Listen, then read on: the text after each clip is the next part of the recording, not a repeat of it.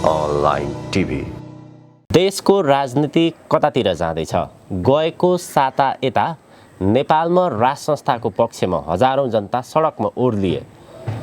वर्तमान राजनीतिको अवस्था कस्तो छ लगायतको विषयमा पूर्व मन्त्री राष्ट्रिय प्रजातन्त्र पार्टीका नेता जयन्त चन्दसँग कुराकानी गर्दैछौँ। उहाँको बारेमा अझ चिनाउनु पर्दा पूर्व प्रधानमन्त्री लोकेन्द्रबहादुर चन्दका छोरा पनि हुनुहुन्छ। चन्दजी, स्वागत छ यहाँलाई। धन्यवाद धामीजी। के छ अहिले गएको साता यता देशैभरि राज संस्थाको पक्षमा हजारौं जनता सडकमा ओर्ले, यो भिड कसरी आयो एक्कासी? जनताले परिवर्तन चाहे, उनीहरूले सडकमा गएर अभिव्यक्ति दिने क्रम अब सुरु भयो। हिन्दू राष्ट्र र राज संस्थाको पक्षमा प्रष्ट रूपले भन्नु पर्दाखेरि अहिले जनता सडकमा आएको अवस्था हो र जनताले परिवर्तन चाहेको, आफूले परिवर्तन चाहेको कुराको यो अभिव्यक्ति हो। जनताको अभिव्यक्ति हो कि अथवा तपाईहरुको लगानीले एउटा स्थान पाएको, कसरी बुझौँ यसलाई? होइन, हाम्रो राष्ट्रिय प्रजातन्त्र पार्टीको त सुरुदेखि नै राज संस्था र सनातन हिन्दू राष्ट्र यो हाम्रो पार्टीको एजेन्डा हो, यो हाम्रो पार्टीको स्थापित मान्यता हो र जसलाई हामीले निरन्तर रूपमा अगाडि बढाउँदै आइराखेका थियौँ र अहिलेको जुन यत्रो यो सडकमा राष्ट्रव्यापी रूपमा अहिले आन्दोलन देखिराख्नु भएको छ र यो प्रति हाम्रो नैतिक समर्थन छ, किनकि हाम्रो एजेन्डाको अभिव्यक्ति पनि हो, यो हाम्रो विचारको अभिव्यक्ति हो। तर साथसाथै यो स्वस्फूर्त रूपमा अभिव्यक्त भएको पूर्व मेचीदेखि पश्चिम महाकालीसम्म, हिमालदेखि तराईसम्म को चाहिँ यो जनआवाज हो, जनताको आवाज हो, यो जनताले चाहेको परिवर्तनको आवाज हो। सत्तापक्ष प्रतिपक्षले त अहिले भनिरहेछन् दरबारले लगानी गर्यो, दक्षिणपन्थी सलबलाए, यी यावत विषयहरू बजारमा छन्। यो सब आरोप लगाउने कुरा हो। त्यही जनता हिजो उहाँहरूको पक्षमा सडकमा उत्रिँदा ठुलो प्रगतिशील, परिवर्तनकारी, लोकतन्त्रवादी हुने अनि जनताका आकांक्षा पूरा गर्न नसक्ने, जनताका समस्या समाधान गर्न नसक्ने, राष्ट्रलाई चाहिँ अधोगतिमा पुर्याउने अनि जनताले चाहिँ अब राष्ट्र चाहिँ एउटा चाहिँ सही बाटोमा हिँड्नुपर्छ, अहिलेको यो विकृति विसङ्गतिको अन्त हुनुपर्छ भनेर चाहिँ त्यही जनता सडकमा उत्रिँदाखेरि अब त्यसलाई जनतालाई नै अभियोग आरोप लगाउनु यो कतिको उपयुक्त हुन्छ, तपाईँ आफै विचार गर्नुहोस्।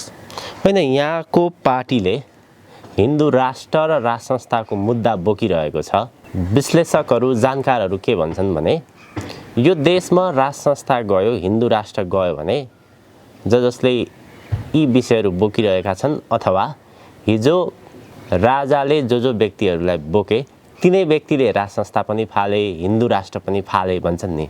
त्यसलाई त्यो रूपमा भन्दा पनि एउटा विशेष परिस्थितिमा हिजो परिवर्तन भयो र त्यो परिवर्तनको पछाडिको पनि धेरै कारणहरू छन्।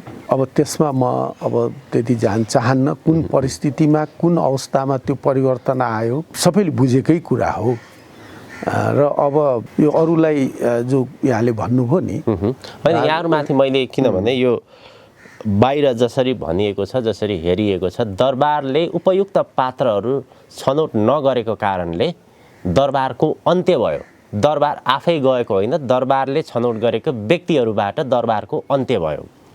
होइन, यत्रो ठुलो परिवर्तन भयो जुन 62-63मा, त्यसको पछाडि एउटा दुई चारवटा कारणले मात्र यति ठुलो परिवर्तन सम्भव छैन। त्यसका पछाडि धेरै कारणहरू छन्। केही अब होला दरबारका कमी कमजोरी, केही व्यावहारिक रूपमा हेर्ने भने तपाईको पार्टीको अध्यक्ष 3 जना मध्ये एकजना कमल थापा, उहाँ राज संस्थावादी, हिन्दू राष्ट्रवादी, तर गणतन्त्रमा साइन गरेर उहाँ मन्त्री खानुभयो, उप प्रधानमन्त्री हुनुभयो।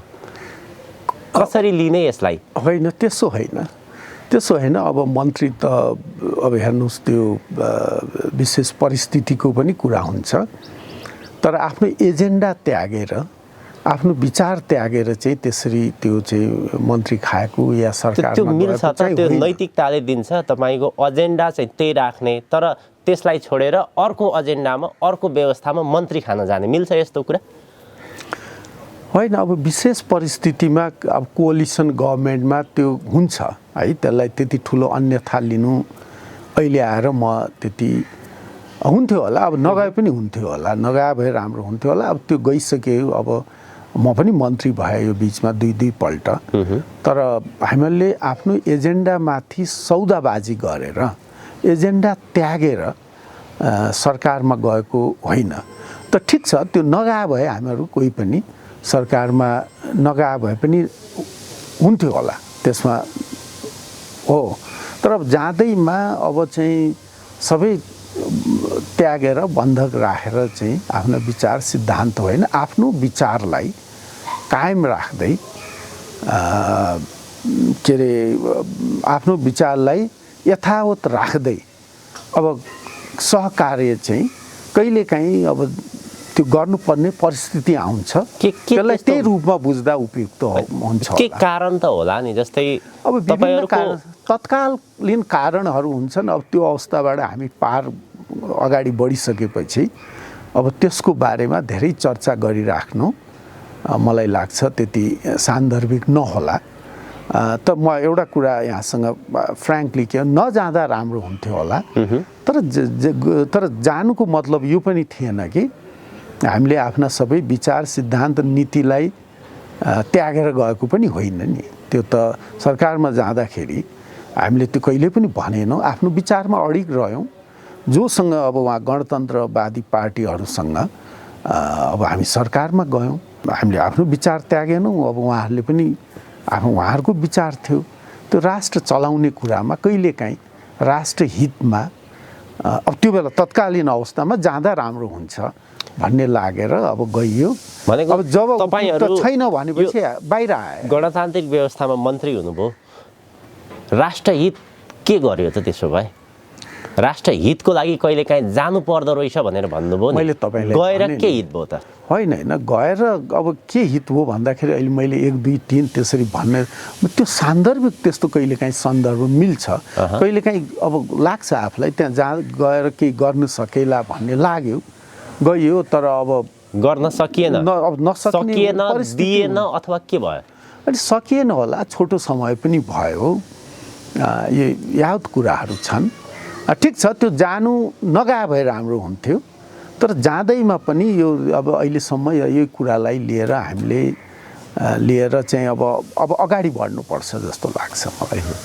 अहिलेका लोकतान्त्रिक गणतान्त्रिक भनिएका नेताहरूले भन्छन् नि, हिजो राजाहरूले आफ्ना वरिपरिका मान्छेहरू बोके, त्यस कारणले त्यो व्यवस्था टिकेन, निरङ्कुश थियो भनेर आरोप लगाउँछन् तपाईँहरूमाथि।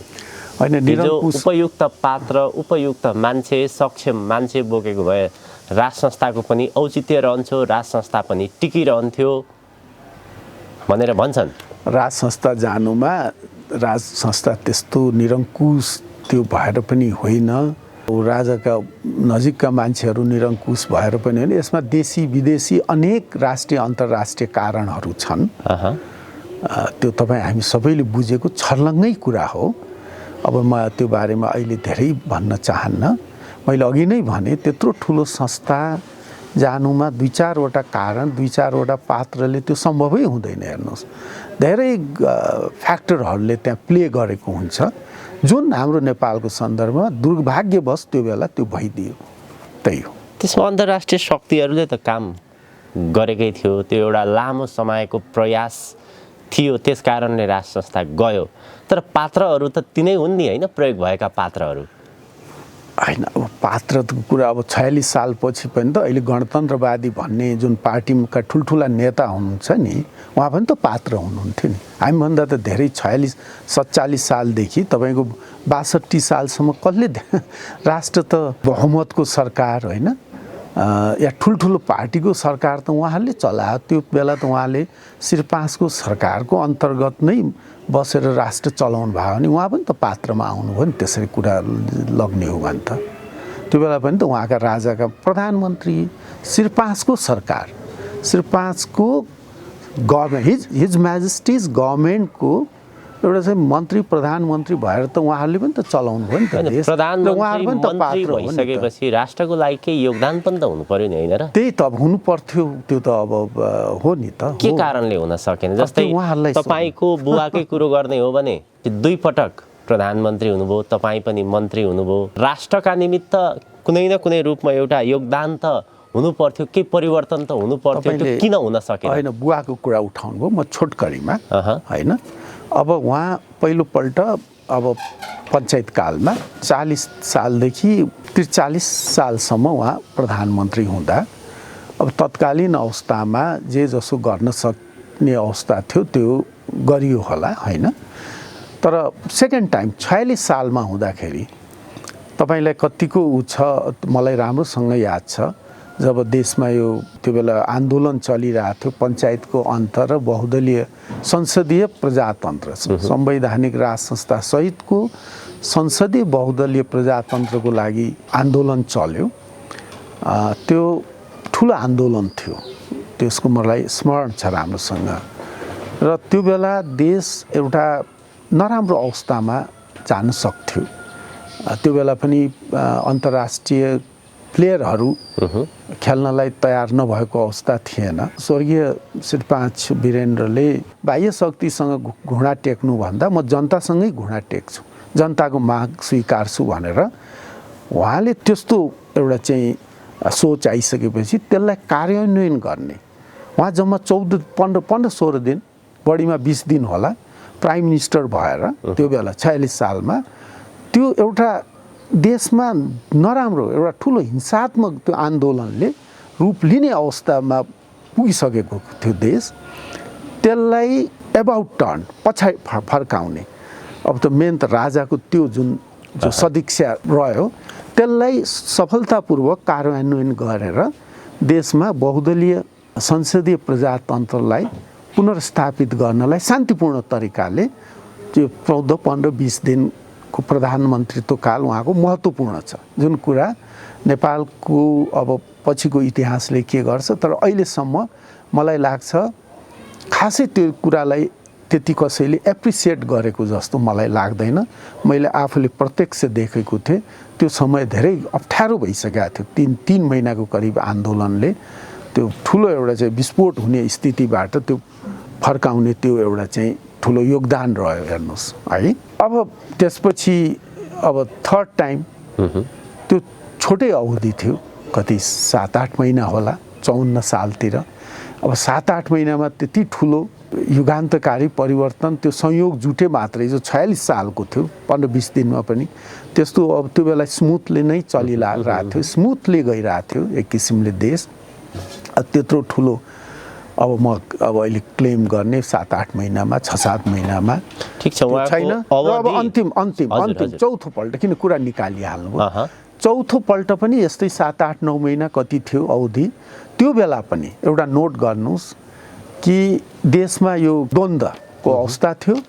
उहाँ प्राइम मिनिस्टर भइसकेपछि उहाँलाई राजाले प्राइम मिनिस्टर नियुक्त गरिसकेपछि उहाँको अवधिभरि प्राइम मिनिस्टर भएको एक महिनाभित्रै माओवादीहरूसँग युद्ध विराम गरेर त्यसको चरम एउटा चाहिँ द्वन्द्व उत्कर्षमा पुगेको बेलामा उहाँको आन्दोलन के अरे अवधिभरि नै युद्ध विराम कायम रह्यो।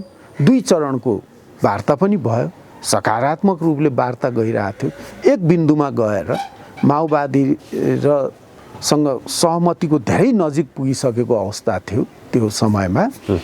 तर अब पछि फेरि के कारणले त्यो हुन सकेन, त्यो रहस्यमय किसिमले त्यो बेला। अनि उहाँले राजीनामा एउटा नैतिकताको आधारमा राजीनामा दिएको अर्को 1-1.5 महिनापछि नै त्यो फेरि त्यो चाहिँ युद्ध त्यो चाहिँ द्वन्द्व सुरु भयो। समय अनुकूलता थिएन, समय अवधि छोटो भयो, त्यस कारणले उहाँले काम गर्न सक्नुभयो। छोटो अवधिमा पनि 2 पल्टलाई त्यसलाई पनि त अब गरेकोलाई त गर्यो पनि भन्नु पर्यो। त्यो मैले खालि एउटा उदाहरण, अब मेरो कुरा पनि गर्नुभयो तपाईँले। म पनि अब हेर्नुहोस् छोटो समयको लागि भयो, 2 पल्ट भए पनि अब छोटो समयमा अब धेरै ठुलो कुरा गर्न त्यो गर्ने अब यो गरे त्यो गरे त मैले जति गरे इमानदारीपूर्वक जति दिन बस्यो इमानदारीपूर्वक एउटा चाहिँ राष्ट्र जनताको सेवा गर्ने इमान्दारीपूर्वक मैले सत प्रयास गरेँ। विशेष गरी सोध्न खोजेको कुरो चाहिँ के हो भने नेपालमा पञ्चायत व्यवस्थामा होस्, बहुदलीय व्यवस्थामा होस् अथवा अहिले भनिएको लोकतान्त्रिक गणतान्त्रिक व्यवस्थामा होस्, पात्र त तिनै भए, प्रधानमन्त्री पनि तिनै भए, मन्त्री पनि तिनै भए। यो के फ्याक्टरले काम गरे हो? यो के फ्याक्टर अफ प्रधानमन्त्री त्यो तपाईँ परिवर्तनको कुरा गर्नुहुन्छ, व्यवस्था परिवर्तन गर्नुभयो, पात्र त तिनै छन्। परिवर्तन त वास्तवमा इमान्दारीपूर्वक भन्दा हामीले गरे होइन। व्यवस्था परिवर्तन भएपछि त पात्र पनि त परिवर्तन हुनुपर्ने होइन? त्यो त जनताले गर्नु पर्यो नि त। अब तपाईँ मैले भनेर त भएन। अब त्यो 46 सालको परिवर्तन हामीले गरे होइन। 46 सालको परिवर्तन आइसकेपछि एउटा डेमोक्रेटिक सिस्टम थियो, हामीले स्वीकार्या हो होइन, हामीले स्वीकार्यौँ, आत्मसातै गरे हो त्यसलाई। तर 62-63 सालको परिवर्तनलाई यसका केही सकारात्मक पक्षहरूलाई चाहिँ हामीले स्वीकार्या छ होइन। जस्तो समावेशिताको कुरा गर्नुहोस् होइन, त्यस्तै केही छन् त्यस्ता सकारात्मक कुराहरू। त्यो बाहेक अरू कुरा त हामीले स्वीकार्या छैन नि। हाम्रो त फरक विचार छ नि त यसमा। तपाईँहरूलाई अझै पनि फेरि पनि आशा छ फेरि सरकारमा गएर केही काम गर्न सकिएला राष्ट्रको निमित्त भन्ने अझै अपेक्षा छ तपाईँहरूलाई? अब हामी गए पनि नगए पनि यो के भन्दाखेरि, अब यो किन भन्दाखेरि देश 62-63 सालपछि गलत बाटोमा हिँड्यौँ, त्यसको परिणामहरू देखिरहेछन्। हेर्नुहोस् चौतर्फी रूपमा तपाईँ भन्नुहोस्, राष्ट्रियताको कुरा गर्नुहोस्, सार्वभौम सत्ताको कुरा छ, हाम्रो चाहिँ संस्कृति संस्कारको कुराहरू छ, आर्थिक कुराहरू छ होइन, आर्थिक प्रगतिको कुरा छ, भ्रष्टाचारको कुरा छ, कानुन विधान विहीनताको अवस्था छ होइन, र राष्ट्रका न्यायालय लगायत राष्ट्रका हरेक निकायहरूको राजनीतिकरण र अनि राजनीतिको अपराधीकरण हुने जुन अहिले चाहिँ यो प्रवृत्ति छ, जुन अवस्था छ, दण्डहीनताको अवस्था छ, यो अवस्था परिवर्तन हुनुपर्छ भन्ने हाम्रो सोच छ। मेरो सोच पनि त्यही। तपाईँ इमान्दारी हुनुहोला, राष्ट्रको निमित्त केही योजना बनाउँदै हुनुहोला, त्यो एक ठाउँमा छ। तर तपाईँ आफैले पनि भन्नुभयो नेपालमा राज संस्था कसरी फालियो, त्यहाँ कुन खालको शक्तिको प्रयोग भइरहेको थियो, कति लामो समयदेखि षड्यन्त्र भइरहेको थियो, त्यो यहाँले राम्रैसँग बुझ्नु भएको छ। अहिले पछिल्लो समय राज संस्थाको पक्षमा देखिएका जनलहरमा पनि विभिन्न विदेशी शक्तिहरूले खेलेका त्यस्ता प्रष्टै देख्न सकिन्छ। केही अभियन्ता, केही मानिसहरू धमिलो पानीमा माछा मार्ने क्रम पनि बढेको छ।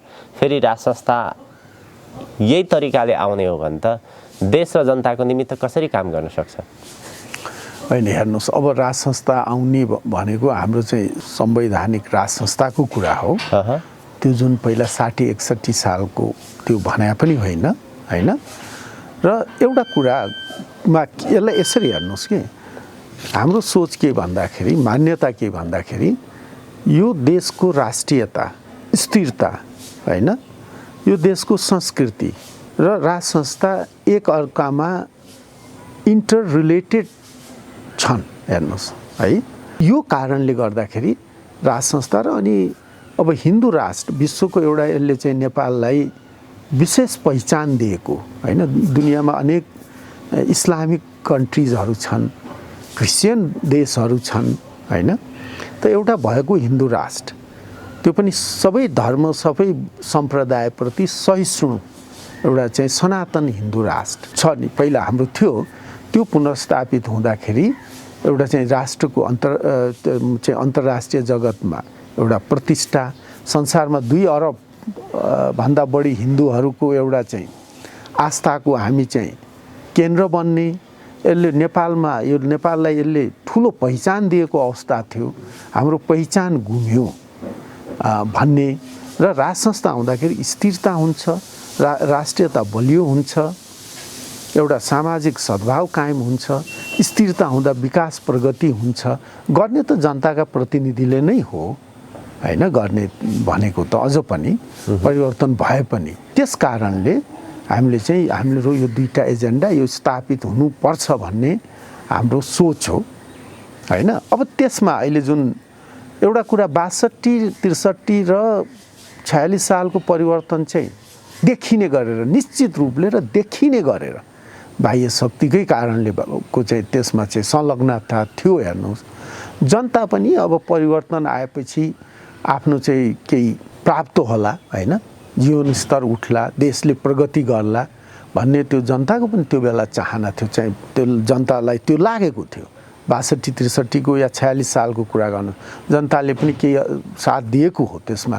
तर त्यो चाहिँ विदेशी शक्तिहरूको तपाईँले कुरा निकालिहाल्नुभयो। त्यो बेला त प्रत्यक्ष देख्ने गरेर संलग्नता थियो। तर अहिलेको आन्दोलनमा मैले अघि नै भने आरोप त लगाउन सकिन्छ, त प्रमाणित पनि त गर्नु पर्यो नि। यो मलाई लाग्दैन अहिले चाहिँ कुनै विदेशीले यो चाहिँ डिजाइन गरेर योजना बनाएर होइन, अहिले जनताले आफूलाई ठगिएको महसुस गरे। आफ्नो अवस्था पहिला भन्दा पनि झन् बेहाल, राष्ट्रको अस्मितामाथि सङ्कट र सबभन्दा मैले अघि नै भने जवाबदेहिताको कमी। जवाबदेही नै कोही भएन, न कानुनको भए अहिलेको सत्ताधारीहरूलाई, न जनताको भए। जनताको डर पनि छैन, कानुनको डर पनि छैन। कानुनविहीनताको स्थिति, जनताप्रति कुनै एकाउन्टेबल नै नहुनुपर्ने स्थिति। यो र राजनीति भनेको त जनताको सेवा गर्ने, देशलाई प्रगतिको पथमा लग्ने होइन कि राजनीतिमा लाग्ने, सक्दो आफै कमाउने, खाने, लुट्ने, ब्रह्मलुट गर्ने र हरेक कुराको राजनीतिकरण। म फेरि भन्छु, अहिलेको सबभन्दा ठुलो समस्या भनेको हरेक कुराको राजनीतिकरण गर्ने र अनि अपराधीकरण गर्ने।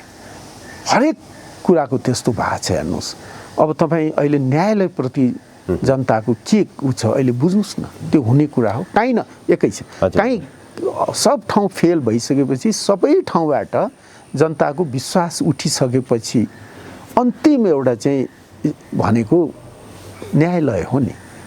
अब मैले भनिराख्नु पर्दैन अहिले के छ अवस्था। यो अवस्था ल्याएको वास्तवमा यो अवस्था ल्याएको अहिलेको सत्ताधारीले होइन। न्यायालयमा जुन न्यायाधीश प्रक्रिया नियुक्तिका प्रक्रियाहरू जुन ल्यायो नि यो पछिल्लो परिवर्तनपछि, त्यो विकृतिको जडै त्यही हो होइन। अब त्यस्तै संवैधानिक निकायहरू छन् विभिन्न, त्यहाँ चाहिँ दलीय भागबण्डा त्यहाँ पनि त्यही छ। कार्यकर्ताहरूलाई त्यहाँ नियुक्ति दिने, पुरस्कृत गर्ने ठाउँ भएको छ। अब अख्तियार भन्नुहोस्, 10,000 20,000 खडदार मुख्य सानोतिनोलाई उ गर्ने, कारवाही गर्ने, त्यो उसले आफ्नो अस्तित्व बोध गराउनलाई। अरू संवैधानिक निकायहरूको पनि त्यही छ। राजनीतिबाट त विश्वास उठ्यो जनताको, जुन त्यो अवस्थामा जनविश्वास जगाउनु पर्ने त्यो सिस्टमभित्रका न्यायालय, संवैधानिक निकायको अवस्था हेर्नुहोस् आज। र गाउँ गाउँमा बलियो पार्टीमा लागेन, त्यसको कार्यकर्ता भएन भने कसैले पनि न्याय पाउने स्थिति छैन। कुनै संविधानमा रोजगारीको चाहिँ ग्यारेन्टी गरिएको छ, तर रोजगार यहाँ छैन। के मलेसिया जानुपर्ने कि अरब गल्फ कन्ट्रिजहरूतिर जानुपर्ने जनता। त्यही भएर अहिलेको यस्तो अवस्थामा पनि म यति कम्प्लिट गरिहालौँ, यस्तो अवस्थामा पनि होइन, यस्तो महामारीको अवस्थामा पनि जनता धेरैले भन्ने गर्छन् यस्तो बेलामा कार्यक्रम गर्नु हुँदैन, यो त्यो ठिक हो आफ्नो ठाउँमा, म पनि मान्छु यसले सङ्क्रमण फैलिने डर हुन्छ। तर यसको अर्को पाटो पनि त छ नि, यस्तो जनताले पनि त बुझाएको छ नि। अहिले जाँदाखेरि भिक्टिम त्यो चाहिँ हुन सकिन्छ, त्यहाँ जाँदाखेरि यो आफ्नो जिउ ज्यान नै उसमा राखेर, दाउमा राखेर त्यत्रो रिस्क लिएर किन जनता सडकमा आइरहेछन्। यो कसैले उचालेर आउँछन् यसरी आफ्नो ज्यानै फाल्ने गरेर त यस्तो बेलामा। यो पनि एउटा हो, ठिक छ त्यो हुँदैन थियो, तर किन आयो त होइन। यसबाट यो स्वस्फूर्त रूपमा अति भएर यो क्रिटिकल पोइन्टमा पुगिसक्यो यो होइन। आए र एक्सप्लोजन हुन अगाडिको एउटा चाहिँ सङ्केतको रूपमा मैले बुझाएको छु। अहिलेको सत्ताधारी दल हुनुहुन्छ, ठुलो दल हुनुहुन्छ, ठुल्ठुला दल छन्, त्यसका नेता हुनुहुन्छ, उहाँले पनि मलाई लाग्छ अब एउटा चाहिँ पुनरावलोकन गर्ने, एउटा चाहिँ इन्ट्रोस्पेक्सन, आफ्नो चाहिँ भित्र हेर्ने, भित्र सोच्ने कि अरूलाई दोष दिनुभन्दा जनतालाई यो त प्रतिगामी हुन्, फलानाले उचालेर आएको, यतातिर लाग्नुभन्दा यो गर्दै जाँदाखेरि अस्ट्रिचले त्यो उसमा लखेड्न आयो भने त्यो बालुवामा टाउको घुसाएर म सुरक्षित सम्झिने स्थिति उसले त्यो सम्झिन्छ अरे, त्यो अवस्था हुन्छ यहाँ। त्यस कारणले किन यो अवस्था आयो, जे कारण हो त्यो मूल कारणमा गएर सहकार्य गरेर हुन्छ कि एउटा राष्ट्रिय सहमति कायम गरेर एउटा नयाँ सुरुवात गर्नको लागि उदारतापूर्वक ठुल्ठुलो दल भनिएका चाहिँ ठुला नेताहरूले अब तयार हुनुपर्छ। त्यो एउटा चाहिँ रिभ्यू गर्नुपर्छ, सच्चा एउटा चाहिँ आत्मविश्लेषण गर्नुपर्छ जस्तो लाग्छ मलाई। हजुर, राजनीतिमा आरोप प्रत्यारोप भनेको स्वाभाविक कुरो हो। अब विशेष गरी त जनताले यो व्यवस्थामा अहिलेका राजनीतिक दलबाट के कति प्राप्त गरे, देशले के पायो भन्ने कुरा त स्वयं जनताले नै मूल्याङ्कन गरिरहेका छन्। त्यो जनतालाई नै छोडिदिउँ। विशेष गरी तपाईँहरू राज संस्थाको कुरो गर्दै हुनुहुन्छ, 2047कै कुरो गर्दै हुनुहुन्छ, एउटा संवैधानिक राज संस्था। तपाईँहरूले भनेका कुराहरू भोलि फर्किए फेरि पनि देशमा अशान्ति, यस्तै खालको विकराल अवस्था, स्थायी शान्ति आएन, जनताले रोजगारी पाएनन् भने तपाईँहरू कहाँ जाने, के गर्ने? यो राज संस्थाको मुद्दा कहिलेसम्म बोक्ने? पहिलो कुरो। दोस्रो कुरो, राजा एक्लै आएर केही गर्ने हो र अरू व्यक्तिहरू, सक्षम व्यक्तिहरू चाहिँदैनन्? तपाईँहरूले त्यो विषयमा हामीले पनि राष्ट्रको निमित्त के गर्नुपर्छ भन्ने एउटा बोध गर्ने कि राजाको टाउको देखाएर मात्र राजनीति गरिरहने? होइन, त्यो होइन। हेर्नुहोस्, राजाको टाउ, हामीले राज संस्थाको कुरा गरेको होइन, यो त संस्थाको कुरा हो। संस्थाको कुरा भयो। यसमा राजाले संस्था एक्लैले त गर्ने होइन नि। होइन, गर्ने जनताले त गर्ने, जनताले र जनताका प्रतिनिधिले हो। जुनसुकै व्यवस्थामा पनि सहज तरिकाले डेलिभरी पाएन भने त विकल्प खोज्छ नि जनताले। ठिक छ, त्यो अहिले खोजिरहेछन् नि, त्यस्तै हो। होइन, भोलि अर्को व्यवस्था आएर त्यसले पनि काम गरेन भने जनतालाई जहिले पनि व्यवस्था फेर्ने, नेता फेर्ने त्यो अधिकार जनतासँग सुरक्षित हुन्छ। भोलि कुनै अर्को आयो अरे, होइन, अब 40 सालपछि आएर धेरै राम्रो हुन्छ भन्ने थियो, भएन, होइन, 62-63 आयो। अब त्यो अति अब के न हुन्छ, देश त स्वर्गै बन्छ भन्ने कुरा, अनेक देशमा कोही गरिब हुन्न, कोही बेरोजगार हुन्न भन्ने कुराहरू थिए। के भयो? अहिले यस्तो किन भइरह? त्यो आफ्नो ठाउँमा छोडौँ। जुन छ नि, तपाईँ म क्लियर गर्नु, भोलि राजा आएर यहाँ चाहिँ सक्रिय भएर गर्ने कुरा होइन। त्यो किन हामीले गरे भने अब यो सिस्टम, होइन, यो जुन सिस्टम आएछ यो भित्रैबाट यो सुध्रिन सम्भवै छैन। हामीलाई त पहिला नै यो गलत बाटोमा गयो भन्ने हामीलाई लागेरै हामीले फरक एजेन्डा राखेका हो कि। अब यो भित्रबाट जुन एउटा डेमोक्रेटिक सिस्टममा एउटा सेल्फ करेक्सन, सेल्फ रिड्रेसल भन्छन्, स्वयंमा आफै केही भइहाले पनि त्यसले सुधार्दै जाने, यो देखिएन। अब यो न डेमोक्रेटिक सिस्टम छ न कम्युनिस्ट सिस्टम छ हामी कहाँ। यो के हो यो, होइन, यो स्वार्थको सिस्टम भइसक्यो।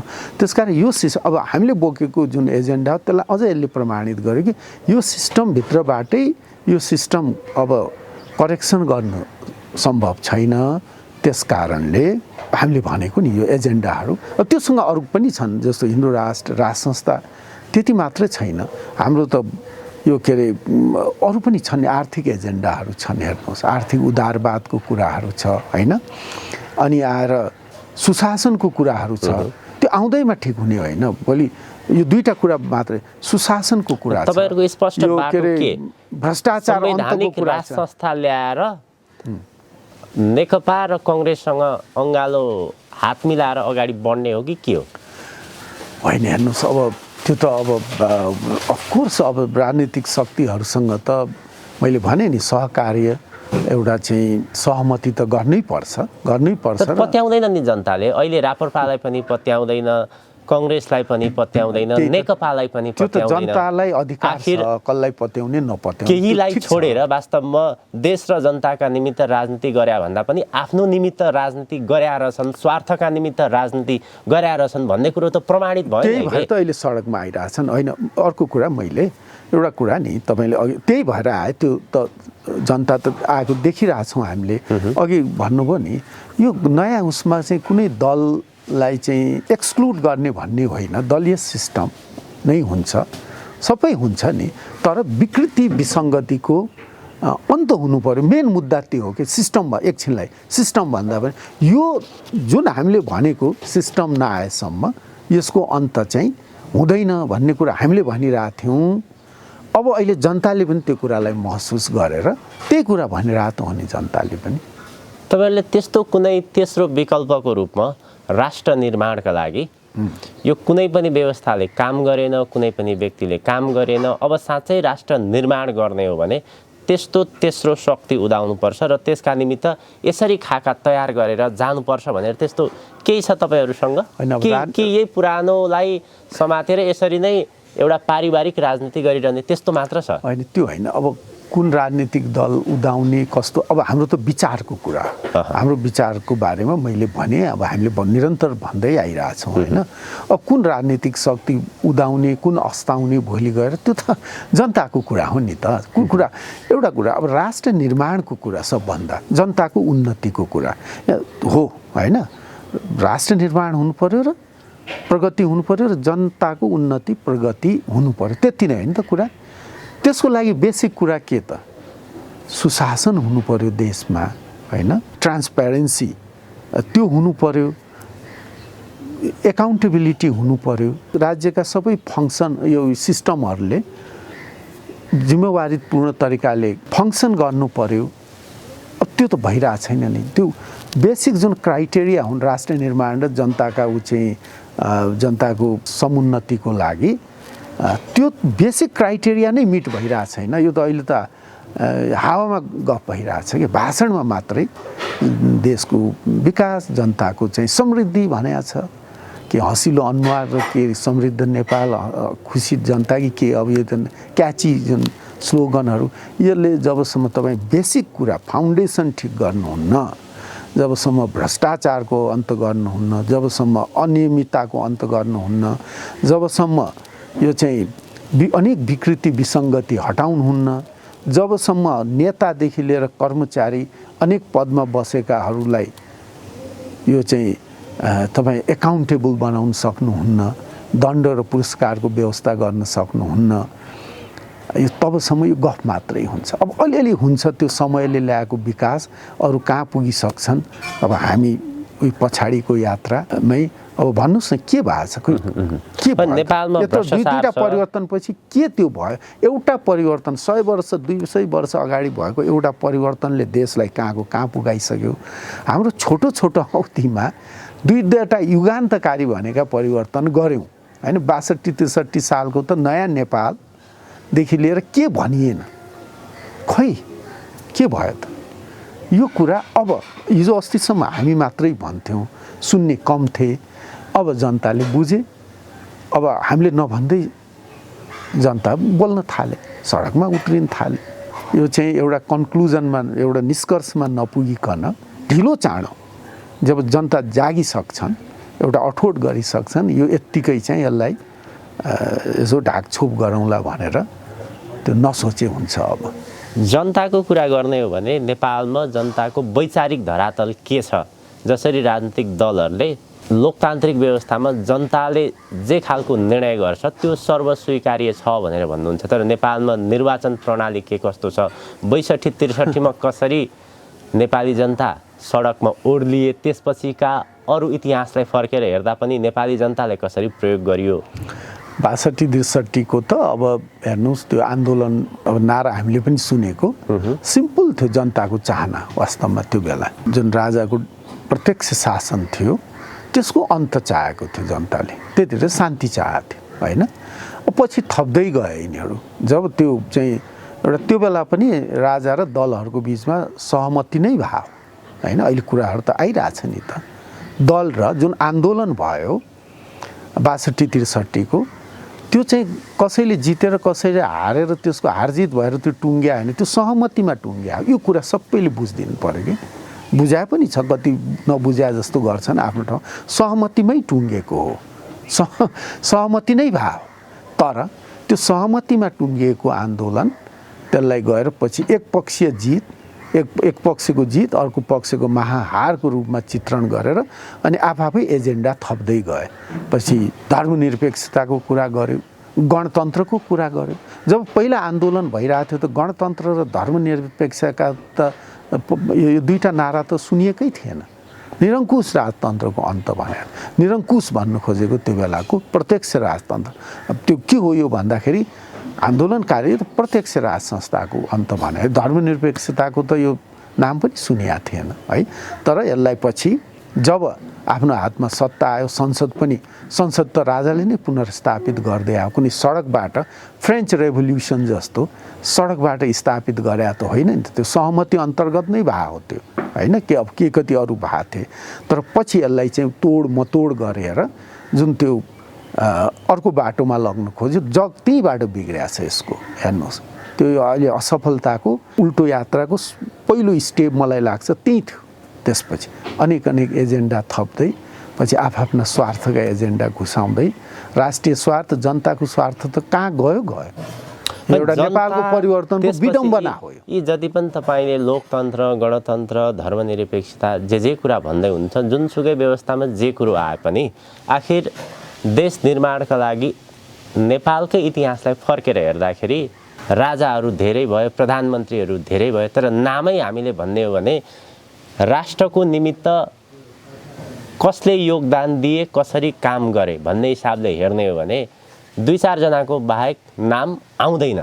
पृथ्वीनारायण शाह, राजा महेन्द्र, जङ्गबहादुर, निरङ्कुशता थियो होला, तर राष्ट्र निर्माणको लागि वास्तवमा के गर्नुपर्ने रहेछ, कसरी काम गर्नुपर्ने रहेछ, यी कुराहरू त इतिहासले बताइ नै रहेछ नि। यहाँ दल खोलेर 100वटा दल खोलेर धेरै मन्त्री भएर, धेरै मान्छे भएर देश निर्माण हुन्छ र भने होइन, त्यो त हुँदैन नि। त्यही त विकृति। अब 100 यति सानो देशमा अहिले हेर्नु 7-7वटा चाहिँ गरिदिएको छ, प्रोभिन्सहरू बनाइदिएको छ, होइन। गाउँ-गाउँमा मन्त्री, गाउँ-गाउँमा मान्य। अब केन्द्रमा पनि त्यस्तै छ। मै पनि थिएँ 601 जनाको संविधान सभा। इन्डियाको संविधान सभामा चाहिँ त्यत्रो देशको 235 जनाले बनाएको थियो, होइन। अहिलेसम्म त्यो 235 इन्डियाले भयो नि। संविधान सभाको इलेक्सन त त्यहाँ पनि भयो, कन्स्टिट्युएन्ट एसेम्ब्ली, त्यहाँ जम्मा 235 जना। त्यो संविधान अहिलेसम्म चल्या मात्र होइन, इन्डियालाई कहाँको कहाँ पुर्याइसक्यो। अब हामी 601 जनाले बनाएको अब कति नै भएको छ र अब अहिले नै प्रश्न चिन्हहरू जनताले नै उठाउन थाले। त्यस कारणले त्यो होइन, महानायक भनेको धेरै हुँदैनन्, त्योबाट प्रेरणा लिने हो। यो एउटा त प्रश्न छ। अर्को कुरो, राजनीति भने वास्तवमा सेवा हो र राजनीति कसले गर्न सक्छ? जो व्यक्तिगत र पारिवारिक स्वार्थभन्दा माथि उठेको हुनसक्छ। अब त्यस्ता व्यक्ति पो राजनीतिमा आउने त यहाँ आफ्नो परिवार चलाउन, आफ्नो स्वार्थी पूर्ति गर्न आउने व्यक्तिले देश र जनताको निमित्त कामै गर्न सक्दैन। समस्या नै त्यही हो, होइन। ठिक छ, त्यही त यहाँ त त्यो राजनीतिलाई चाहिँ यसलाई चाहिँ आफ्नो सामाजिक र आर्थिक हैसियत उकास्ने एउटा माध्यम र स्वार्थपूर्तिको सत्तामा बसेर आफ्नो तुष्टिकरण, जुन त्यो आफूमा भएको एउटा कम्प्लेक्सलाई चाहिँ त्यसलाई चाहिँ इगोलाई सेटिस्फाई गर्ने एउटा चाहिँ तुष्टिकरण जे भन्छौँ त्यो गर्ने माध्यमको रूपमा प्रयोग गरियो के। अब विडम्बना हो नि त्यो त। अब त्यो त अभियस मतलब प्रत्यक्ष कुरा छ, त्यसमा हामीले अब कति भन्ने, के भन्ने। त्यसो भए कहाँसम्म आइपुग्यो त राजा? होइन, कहाँसम्म आइपुग्यो होइन। अब हेर्नुहोस्, अब यसलाई सिधा भन्दा अब जनताले चाह्यो भने राज संस्था आउनु ठुलो कुरा होइन, त्यो अस्वाभाविक पनि होइन, होइन। म अघि भन्दै थिएँ। र एउटा कुरा हेर्नुहोस्, अन्तको इतिहास, त्यसमा बिचैमा तपाईँले अर्को प्रश्न सोधेर भयो। मैले जुन त्यो 62-63 को प्रसङ्गमा त्यो सहमतिले नै आयो भन्ने कुरामा नि एउटा अर्को उदाहरण, अन्त जति पनि राज संस्था फालिए, त्यो राज संस्थाहरू, त्यो राजाहरू कि देश छोडेर भाग्नु पर्यो। एउटा यहाँले सहमतिको कुरा उठाउनु भयो, जनता एउटा देखाउने पाटो भयो। हरेक राजनीति भने सहमतिमा गर्ने कुरा भनेर यहाँले भन्नुभयो। राज संस्थाको विषय अब कोसँग सहमति गरेर कसरी ल्याउँदै हुनुहुन्छ तपाईँहरू राजा? होइन, अब हामीले गरेर होइन, सुन्नुहोस् न, त्यो मेरो अघिकै उसमा गरेर अनि तपाईँको मैले अघि भने नि सर, अब अन्त हो भने राजा चाहिँ कि त देश छोडेर भागेको उदाहरणहरू छन् इतिहासमा, कि राजा मारिएको उदाहरणहरू छन्, होइन, कि जेलमा परेको। अब यो यसरी अन्त भएको छ। हाम्रो त परिवर्तनको तत्काल पछि जुन रूपमा हाम्रो राजा चाहिँ मुलुकभरि खुलेआम निर्धक्कसँग यो चाहिँ भेटघाट हिँडडुल एउटा स्वतन्त्रतापूर्वक गरेको तपाईँले देखिराख्नु भएको छ नि, होइन। यसले पनि देखाउँछ नि त, होइन, कि किन गर्ने, कि किन ऊ भयो हो। त्यो बेला हामी यो ऊ गर्छौँ होइन, राजालाई कारवाही गर्छौँ, मुद्दा चलाउँछौँ, यो गर्छौँ ऊ गर्छौँ, जुन त्यो एउटा त्यो त भ्रम रहेछ त। आखिरी अनेक लगाएको थियो त आरोप अभियोगहरू, खोइ होइन, त्यो आरोप लगाउने अनेक ऊ गर्ने अनि त्यसलाई प्रमाणितै नगर्नुपर्ने कि यत्रो ठुलो नेताहरूले आफ्नै बोलेको कुरालाई जस्टिफाई गर्नु पर्दैन, त्यसको जवाबदेहिता लिनु पर्दैन कि जनतालाई सधैँ चाहिँ यस्तै भुलभुलैयामा चाहिँ भ्रममा पारिराख्ने। तर अब मलाई लाग्छ भ्रममा पर्दैनन्, त्यो एउटा कुरा। अनि तपाईँले अघि के यो अघि सोध्दै हुनुहुन्थ्यो प्रश्न, फेरि एकपल्ट कहाँसम्म आइपुगे, कसरी ल्याउनुहुन्छ त्यो भन्ने कुरा भनिहालेँ नि मैले। होइन, ल्याउने जनताले हो, हेर्नुहोस्, जनचाहनाले। हामीले त एजेन्डा बोक्ने एउटा दुईवटा पार्टीले चाहँदैमा आउने होइन। जनताले ल्याउने भए तपाईँहरूले पार्टी खोलेर किन बस्नुपर्ने भने? त पार्टी त यो दलीय व्यवस्थामा तपाईँले राजनीति गर्नलाई अब अहिले निर्दलीय भए पो व्यक्तिवादी हुन्थ्यो त, दल त खोल्नै पर्यो नि। दल खोलेर हामीले आफ्नो एजेन्डा लियौँ नि त, होइन। यहाँ त संवैधानिक राज संस्था हुँदाखेरि देशमा कम्युनिस्ट पार्टीले पनि त दल त खोलेकै थियो नि त, सबैले दल खोलेका थिए। दल त खोल्नै पर्यो दलीय व्यवस्थामा, हाम्रो मान्यता हो, होइन। ये कुराहरू त्यो बाहेक अब दल खोलेर अब यसका धेरै अरू पनि त फङ्सनहरू छन् नि। सरकारलाई सजग गर्ने, हरेक जनता र राष्ट्रसँग सम्बन्धित सरोकार राख्ने मुद्दाहरूमा सरकारलाई सजग गराउने, जनचेतना जगाउने, होइन। त्यसको निमित्त तपाईँले राजनीतिक दलबाट एउटा प्रयास गर्दै हुनुहुन्छ, अन्तर्राष्ट्रिय शक्तिहरूको पनि सहयोग र साथ चाहियो होला, त्यसका निमित्त पनि तपाईँहरूले पहल प्रयास गर्दै हुनु होला? होइन, छैन, हेर्नुहोस्, अन्तर्राष्ट्रिय त्यसमा हाम्रो कुनै केही छैन।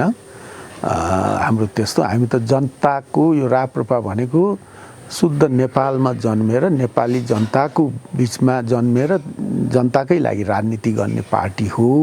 पार्टी कोही दुई चार व्यक्तिको होला नि, त्यो व्यक्तिगत कुरा हो, आफ्नो व्यक्तिगत सम्बन्ध होला। त्यसरी गर्न सकिन्छ अब हामीले गरिरहेको कसैको पनि आड नलिकन सोझो हिसाबले आनन्दले बसेर त्यसरी हुन्छ राजनीति? होइन, हामी जनताको आड छ नि त, हामीलाई जनताको आशा भरोसा हामीले ल्याएको छौँ। जनताको मतलब जनताको एउटा चाहिँ जनतामाथि हामी आश्रित छौँ हो। कहिले जनताले हामीलाई बढिरहेको छ, कहिले कम छ, त्यो चुनावी कुरा हो, केही छैन। तर हाम्रो आफ्नो एजेन्डा छ। जनता त कहाँ छन् र? यहाँ कोही कङ्ग्रेस छन्, कोही नेकपा छन्, कोही होइन। अब त्यो स्थितिको होइन, अब त्यो स्थितिको अन्त हुँदैछ, हेर्नुहोस्, त्यो स्थिति हो। एकताका अब यो जनतालाई त्यसरी पनि भ्रमित पार्यो कि जनता हुँदैन, यहाँ त दलमा जनता मात्र भएर बस्नु पाइँदैन, कुनै न कुनै दलमा चाहिँ लाग्नै पर्छ भन्ने त्यो पनि एउटा जनतालाई भ्रममा पारिएको थियो। अब त्यो स्थितिको पनि, त्यो अवस्थाको पनि अब अन्त भइसक्यो। हेर्नुहोस्, जनता एउटा न्यायाधीशको रूपमा अब चाहिँ उनीहरूले आफ्नो त्यो निर्णय दिने अवस्थामा जनता पुगिसक्यो। के छ तपाईँहरूको एनालाइसिसमा यो अस्थिर राजनीतिको अन्त्य कहिलेसम्म हुन्छ? अब छिटै हुनुपर्छ, यसरी सधैँ जान सक्दैन। केही सङ्केतहरू, केही त्यस्ता कुराहरू त पाउनुभयो होला यहाँले पनि? होइन, मलाई त्यस्तो त केही छैन। तर अब यसरी सधैँ चल्दैन मुलुक, यसरी अस्थिरताको भँवरीमा, यो अवस्थामा, यो लथालिङ्ग, यो विकृति विसङ्गतिलाई बोकेर राष्ट्र सधैँ अगाडि जान सक्दैन। यसको अन्त चाहिँ हुनुपर्छ। त्यसका निमित्त तपाईँहरू सडकमा जाँदै हुनुहुन्छ? हाम्रो त अब आफ्नै हामीले बेला बेलामा कार्यक्रम विगतदेखि नै हामीले गर्दै आइरहेछौँ। अब दलले त गर्ने नै भयो लामो समयदेखि। अब अगाडि पनि हाम्रो जाने कार्यक्रम छ, एक दुई ठाउँमा हाम्रो कार्यक्रम भयो पनि। अब यो कोरोनाको कारणले अलिकति अब हामीले अलिक स्लो भएको छ। जाँदा जाँदै तपाईँहरूमाथि, विशेष गरी राष्ट्रिय प्रजातन्त्र पार्टीमाथि आरोप छ, गएको साता यता राज संस्थाको पक्षमा नेपाली झन्डा लिएर सडकमा ओर्लिए, त्यो जनमत भाड्नका निमित्त तपाईँहरू राष्ट्रिय प्रजातन्त्र पार्टीको झन्डा बोकेर जानुभयो। तपाईँहरूको उद्देश्य राजा ल्याउने होइन, राज संस्थाको पक्षमा देखिएको जनमतलाई भाड्ने भन्ने राजावादीहरूले नै तपाईँहरूलाई आरोप लगाए। होइन, त्यसो होइन। त्यो जुन त्यो अरूले गरेको, अरू राज संस्थावादी या स्वतन्त्र जति संस्था छन् या जनताले गरेको आन्दोलनमा राप्रपाले कहिले पनि झन्डा लगेर गएको छैन। हो आफूले गरेको मैले भने नि 1-2 ठाउँमा हाम्रो पार्टीले पनि गर्यो, पार्टीको जिल्ला कार्य समितिहरूले निर्णय गरेर गरेको 1-2टा कार्यक्रममा अब पार्टीको कार्यक्रममा त झन्डा हाम्रो अब पार्टीको झन्डा लगेर जानै पर्यो। त्यो बाहेक अरू कार्यक्रममा चाहिँ पार्टीको झन्डा बोकेर कोही पनि गएको छैन। हजारौँको भिडमा राष्ट्रिय झन्डा फहराउँदै थियो, त्यो बिचमा राष्ट्रिय प्रजातन्त्र पार्टीको झन्डा देखियो। त्यस्तो एउटा कहाँबाट दुईटा छिर्यो होइन, त्यो? त्यो छ कहाँबाट भने आयो त्यो त्यो झन्डा? आयोजकहरूले रोक्नु पर्यो। अब मैले के भन्ने, अब कहाँबाट छिर्यो कसै त्यो अरूको कार्यक्रममा पार्टीको झन्डा लगेर जाने भन्ने त्यो आफै पनि त्यो कुरा होइन। त्यस्तो गएको छ भने आयोजकहरूले त्यो गर्नु पर्यो। हो अब हाम्रो पार्टीले गरेको कार्यक्रममा अब हाम्रो झन्डा जान्छ, त्यसमा अरूले राष्ट्रिय झन्डा बोकेर कोही आउँछन् भने अब त्यसलाई रोक्नु चाहिँ सकिँदैन। राष्ट्रिय झन्डा अरू दलको झन्डा ल्याएर आयो भने चाहिँ रोकिन्छ। हजुर, अब राष्ट्रिय झन्डा नै हो भने त त्यसलाई त रोक्नु सकिँदैन नि हाम्रो पार्टीले गरेको कार्यक्रममा।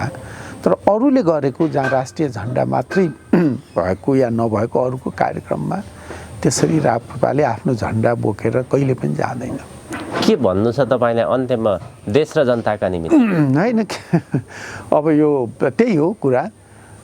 अब यो नेपाली जनताले अहिले परिवर्तन खोजेको छ, परिवर्तन चाहेको छ र यो परिवर्तन जनताले त्यसै चाहेको होइन, यसका पछाडि ठुल्ठुला कारणहरू छन्। त्यस कारणले त्यो जनताको आवाज छ, यो उनीहरूको अन्तरात्माको आवाज हो। त्यो आवाजलाई सबैले खास गरेर अहिले संस्थापन पक्षमा बसेकाहरूले त्यसलाई चाहिँ गम्भीर रूपले मनन गरेर मुलुकलाई भोलिको लागि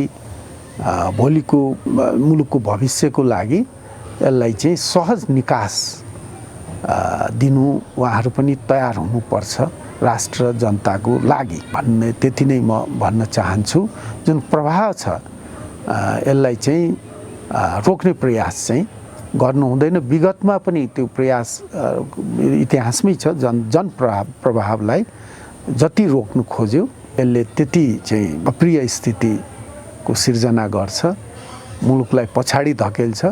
त्यसकारणले जनचाहना जनभावनाको इज्जत गरेर सम्मान गरेर सबैले एउटा चाहिँ आत्मसमीक्षा गर्ने र एउटा नयाँ दिशामा सोच्ने बेला भइसक्यो जस्तो मलाई लाग्छ। हस्, अत्यन्त आभारी छौँ यहाँको महत्त्वपूर्ण विचार र समयको लागि। ल धन्यवाद छ यहाँलाई पनि, यहाँ आइदिनु भयो कि मलाई आफ्ना विचारहरू राख्ने मौका दिनुभयो।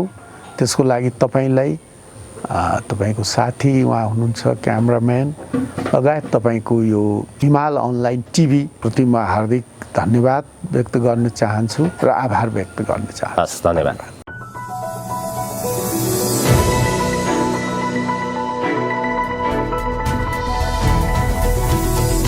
हिमाल अनलाइन टिभी।